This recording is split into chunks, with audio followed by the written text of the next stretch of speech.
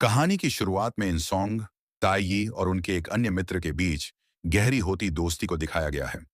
रात के समय जब इंसोंग ताइयी को घर छोड़ने जाता है, तो वह भावुक होकर उसके लिए अपनी भावनाओं का इजहार कर देती है।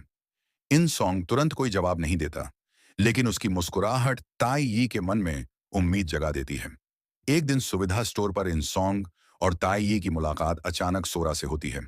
सोरा के प्रति मन में कड़वाहट होने के कारण इंसोंग ताइयी के साथ नजदीकी दिखाकर उसे चिढ़ाने की कोशिश करता है। सोरा यह सब देख नहीं पाती और वहां से चली जाती है। असल में सोरा ने इंसोंग से अपने अलग होने का असली कारण कभी नहीं बताया, कि कैसे अपनी पढ़ाई का खर्च उठाने के लिए उसे कई छोटे मोटे काम करने पड़े, जिससे उसकी पढ़ाई प्रभावित हुई। गुप्त प्रेम और नई सफलताएं जब सोरा अपने अपार्टमेंट पहुंचती है, तो वह यह देखकर हैरान रह जाती है कि गंगमो चुपके से उसके दरवाजे पर खाना छोड़ रहा है। उसे अब तक लगता था कि यह इंसोंग है, लेकिन गंगमो काफी समय से सोरा को पसंद करता था और उसने इंसोंग के साथ उसके रिश्ते का सम्मान करते हुए अपनी भावनाएं छुपाए रखी थी। जैसे जैसे इंसोंग और ताइयी का रोमांस परवान चढ़ता है, गंगमो खुद को उनसे दूर कर लेता है और अपना पूरा ध्यान पुलिस अकादमी की परीक्षाओं पर लगा देता है। अपनी कड़ी मेहनत और अटूट दृढ़ संकल्प के साथ वह अंततः इस कठिन परीक्षा को पास करने में सफल हो जाता है।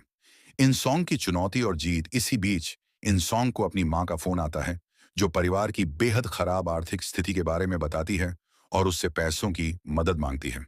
अगले दिन कैंपस में खाना खाते समय इंसोंग इसी चिंता में डूबा होता है कि तभी उसकी नजर टीवी पर एक क्विज प्रतियोगिता के विज्ञापन पर पड़ती है।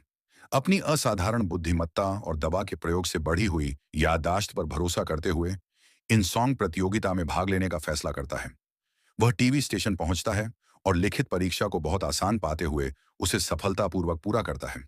अंततः इंसोंग इस प्रतियोगिता में प्रथम स्थान प्राप्त करता है और 5 मिलियन वॉन का इनाम जीत लेता है। अगले दिन वह खुशी खुशी अपने माता पिता के घर जाकर उन्हें इनाम का कुछ हिस्सा देता है। बातचीत के दौरान उसकी मां सोरा की अनुपस्थिति के बारे में पूछती है, जिससे कहानी में एक